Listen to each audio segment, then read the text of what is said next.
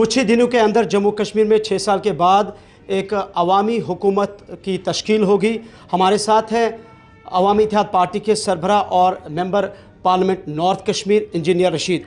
Engineer साहब, पहला reaction आपका। अभी कुछ देर पहले आप लेफ्टिनेंट गवर्नर से मुलाकी हुए हैं, क्या था उनके साथ जो आपकी डेलिब्रेशंस और डिस्कशंस हुए वहाँ पे? सर, वैसे थी मेंबर पार्लियामेंट, तो मुझे लोगों के मसाइल जो हैं उनका हल भी निकालना है, उन लोगों की बात सरकार तक पहुंचानी है। क्योंकि एलजी साहब अभी सरकार को हेड कर रहे हैं, तो आपने देखा भी होगा कि पिछले 3 दिन से अभी जैसे ही कोड ऑफ कंडक्ट ख़त्म हुआ, मैं पूरा अपने नॉर्थ कश्मीर के जिस इलाके में मौका मिला गया, जो सड़कों की हालत थी, जो पानी की हालत थी, जो अस्पतालों की हालत थी, तो मैंने जो भी फीडबैक जमा किया तो मैंने वो सारा मेनू एलजी साहब को एक मेमोरेंडम की सूरत में दिया। और उसके अलावा मैंने एलजी साहब से भी रिक्वेस्ट की कि जो मोस्ट इंपॉर्टेंट चीज़ें थी, मैंने उनसे गुजारिश की कि जो सरकारी मुलाजिम पिछले कुछ बरसों में टर्मिनेट किए गए, मैंने उनसे इस्तदा की कि उनके केसों पर नज़रसानी की जाए और उनको बहाल किया जाए। आप एक बार फिर उसका असर न जायज़ा लें। मैंने उनसे ये भी गुजारिश की कि जो जेलों में, कश्मीर में, जम्मू में बाहर बंद हैं जम्मू कश्मीर के नौजवान या बाकी हमारी इवन कुछ ख़वातीन भी हैं बाकी हैं, उनकी रहाई को यकीनी बनाया जाए। मैंने एलजी साहब से ये कहा कि पासपोर्ट की वेरिफिकेशन के नाम पर जो पासपोर्ट इजरा करने में डिले होता है उसका निपटारा किया जाए। मैंने ये भी कहा कि पुलिस वेरिफिकेशन के नाम पर जिस तरह से थानों के अंदर बाकी जगहों पर ना तो लोगों को नौकरी मिलने में उनको मुश्किलात पेश आ रही हैं, कोई कारोबार करने में मुश्किलात आ रही हैं, तो उस चीज़ को बंद किया जाए। उन्होंने यकीन दिया कि वो इन पर हमदर्दाना गौर करेंगे। इसके अलावा मैंने उनसे ये भी गुजारिश की कि अगर मरकज़ी सरकार तक वो मेरा ये पैगाम पहुंचा दें कि अगर आप लद्दाख के लोगों से, नॉर्थ ईस्ट के लोगों से उनके लेजिटिमेट राइट्स के लिए बात कर सकते हैं, तो जम्मू कश्मीर के लोगों को पाकिस्तानी प्रॉक्सी या किसी के एजेंट कहकर हक़ाइक़ से आंखें चुराना अच्छी बात नहीं है। तो मैंने अपनी बात एलजी साहब के पास रखी। यानी कि आपने काफ़ी सारी चीज़ें लेफ्टिनेंट गवर्नर के सामने रखी है जिसको डिस्कस किया जा रहा है। सो आपकी आज इंटरम बेल को एक्सटेंड किया गया है, तो क्या कहेंगे इस पर? कितनी खुशी? कोई बात नहीं, हमारी इंशाल्लाह रेगुलर बेल भी लगी है, अदालत का मामला है, जब होगा तो आपको पता चल जाएगा। इंजीनियर साहब, कुछ ही दिन है कि जब यहाँ एक इलेक्टेड गवर्नमेंट के चीफ मिनिस्टर ओथ सेरेमनी में हिस्सा लेंगे, लेकिन देख रहे हैं कि इंतज़ामिया की तरफ से पिछले 2 रोज़ से अलग अलग ऑर्डर्स इशू किए गए, रूल्स सर्विस रूल्स में अमेंडमेंट की गई, पुलिस की जो सर्विस कैडर रूल्स है 2024 को नोटिफाई किया गया है। तो कैसे देखते हैं आप इन डेवलपमेंट्स को जब यहाँ एक इलेक्टेड गवर्नमेंट बन रही है? हमने एलजी साहब से भी कहा और ओपनली लोगों में भी कहा, उमर साहब से सियासी इख्तलाफात अपनी जगह, लेकिन हम चाहेंगे कि उमर साहब हों या जो भी चीफ मिनिस्टर बने वो कामयाब हो। इस रियासत में लोगों ने बहुत मुसीबतें देखी हैं, 30-35 साल से यहाँ कब्रिस्तान आबाद हुए हैं, यहाँ पर सिर्फ मारदार जारी रही है और पहले ही हमसे सब कुछ छीना गया है। उमर साहब को हम कामयाब होते देखना चाहते हैं, क्योंकि अगर सरकार कुछ करती है तो लोगों का फ़ायदा होगा।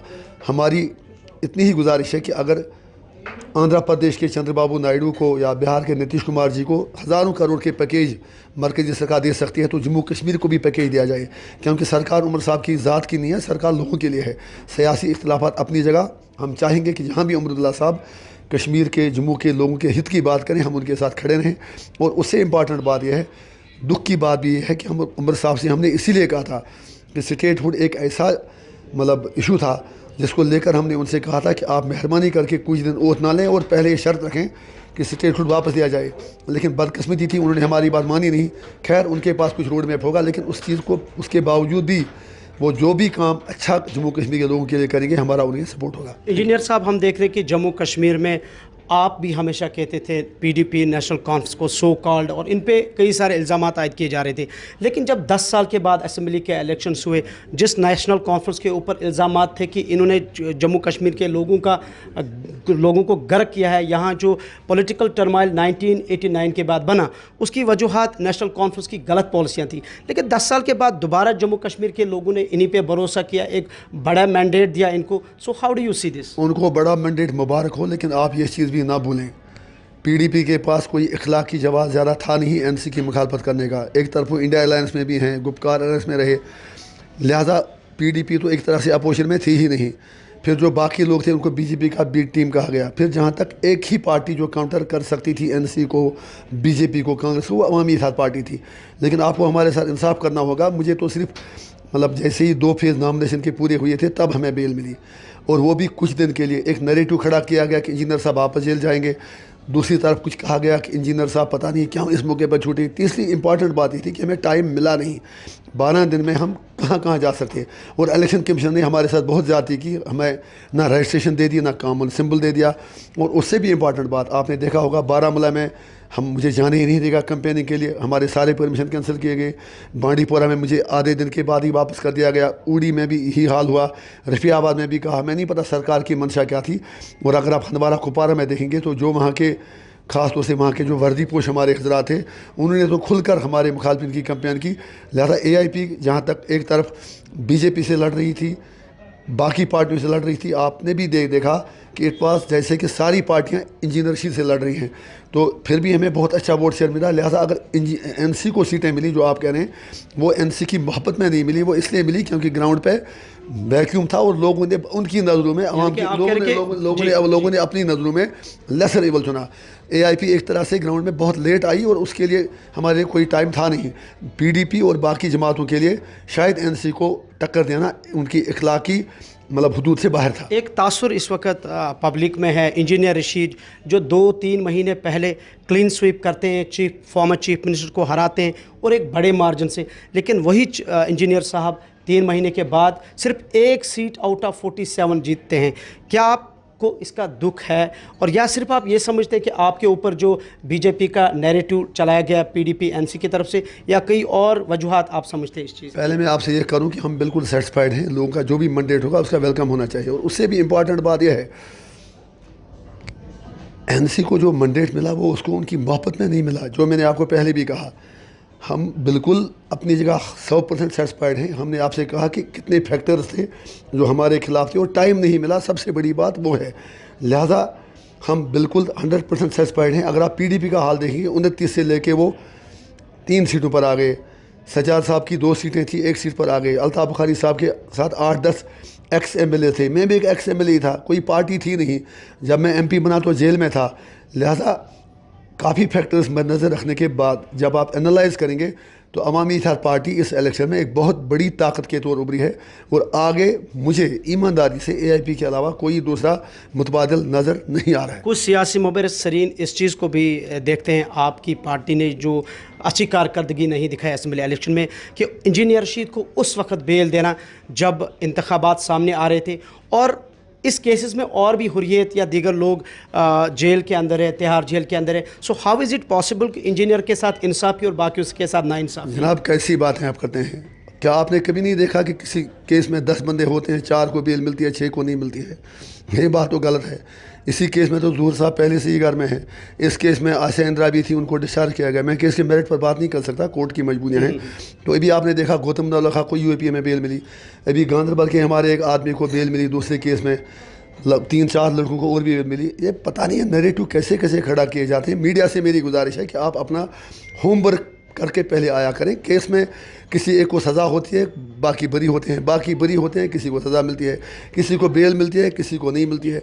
ये तो हर केस का अपना अपना मेरिट होता है। इसलिए ऐसा कुछ भी नहीं है। जब केजरीवाल को इंट्री बेल मिल सकती है, फिर रेगुलर भी मिल सकती है 5.5 साल जेल में बैठकर, अगर आपका या मेरे नाकदीन का पेट नहीं भरा तो ये बदकिस्मती है। तो मैंने किया क्या है? मैं तो बेकसूर हूँ। सिर्फ अपने लोगों की बात करने के लिए अगर मुझे जेल में डाला गया तो कोई बात नहीं, उसके लिए फिर भी जेल में डालें। मैं तो कहता हूँ यही बात, समझता हूँ जिसे हक मैं ज़ाहिर हिलाहिल को कभी कह न सका कंद।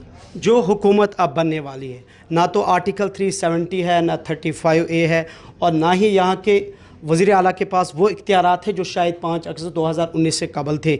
जो अब हुकूमत बनेगी, आपका एक मेंबर है, MLA है, सो आप अपने एक MLA को इस हुकूमत में कहाँ देखेंगे? वो हम आपसे थोड़ा पूछेंगे, वो हमारी पार्टी का मसला है। वो इंशाल्लाह हम मिल बैठ के जिस तरह एक कंस्ट्रक्टिव अपोजिशन का रोल जो करना है वो इंशाल्लाह हमारी पार्टी करेगी। और बाकी सवालों का जवाब आप उमर साहब से पूछ लीजिए, जिन्होंने खुद कितने यू टर्न लिए कि अब यू टर्न शब्द भी शर्मा रहा है।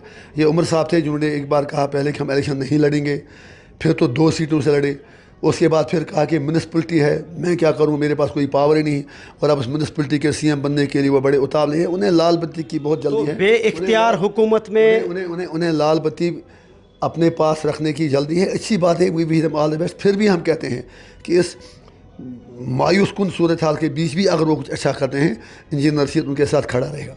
क्या आप अभी भी अपने उस स्टैंड पे, उस मौक़िफ़ पे, अपने उस स्लोगन और नारे पे कायम और दायम है राय शुमारी के? पहले मुझे ये बताएं, आप बार बार ऐसे सवाल क्यों पूछ रहे हैं जो جس کا میں دن میں 50 بار جواب دیتا ہوں. میں ہر بار کہتا ہوں کہ جموں کشمیر کے مسئلے کا حل جموں کشمیر کے لوگوں کی مرضی کے مطابق نکالا جائے, یا اگر مودی جی کے پاس کوئی اور مناسب حل ہے تو وہ پیش کریں. اگر ان کو لگتا ہے کہ پاکستان, ہندوستان اور کشمیری آپس میں ایک دوسرے کو گالیاں نکال کر بھاگ سکتے ہیں تو وہ ایسا ہونے والا نہیں ہے. اس برصغیر کے عوام کے لیے, جموں کشمیر کے عوام کے لیے جموں کشمیر کے مسئلے کا منصفانہ اور دائمی حل نکالنا ضروری ہے.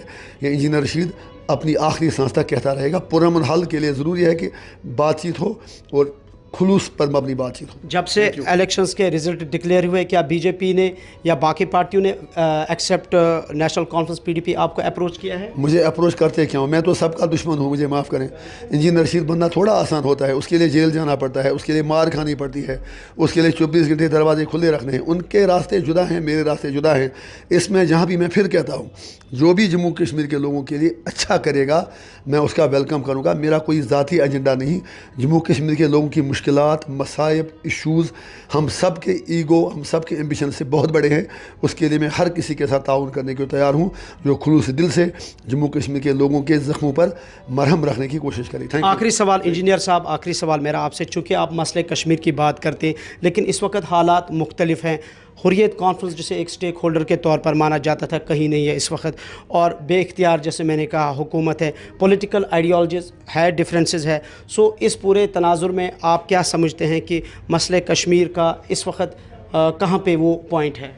جناب, سوال یہ ہے کہ حالات زمین پہ کیسے ہوں, اندر کیسے ہوں, باہر کیسے ہوں, اس سے کوئی فرق نہیں پڑتا.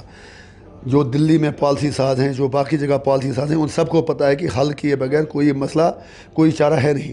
مجھے امید ہے کہ آگے پہلے یہاں کی سرکار کو اوت لینے دیں. ابھی شاید میں نے کہیں پڑھا تھا کہ اپنے جو وزیر خارجہ مطلب ہندوستان کے ہیں وہ بھی شاید پاکستان جا رہے ہیں. مجھے امید ہے کہ در پردہ دونوں ملک اس چیز کا احساس کرتے ہوں گے کہ انہیں کم سے کم انہیں جموں کشمیر کے لوگوں کی بات سننی پڑے گی. تو مجھے امید ہے کہ حل نکل آئے گا. اس کے علاوہ کوئی چارہ نہیں ہے. اگر ہندوستان چاہتا ہے کہ وہ 2047 تک وشو گرو بنے, یو این کا پرمننٹ ممبر بنے, سپر پاور بنے, تو اس کے لیے بھی ضروری ہے کہ وہ جموں کشمیر کا تنازع حل کریں, اور وہ اپنے مفاد میں ہے, ہندوستان کے بہترین مفاد میں ہے. اور ہم کوئی کمیونل لائنز پر کوئی حل چاہتے نہیں ہیں. ہم کہتے ہیں کہ انصاف کی بنیاد پر سارے جتنے بھی اسٹیک ہولڈرز ہیں وہ مل بیٹھ کے حل کریں. Thank you. جی بہت بہت شکریہ. عوامی اتحاد پارٹی کے سربراہ اور member parliament Baramulla parliament constituency engineer Rashid مختصر گفتگو ہمارے ساتھ کر رہے تھے. گلستان ٹی وی کے لیے Imran Naikoo with camera person Firdous Najjar and Sameer وانی. اللہ حافظ.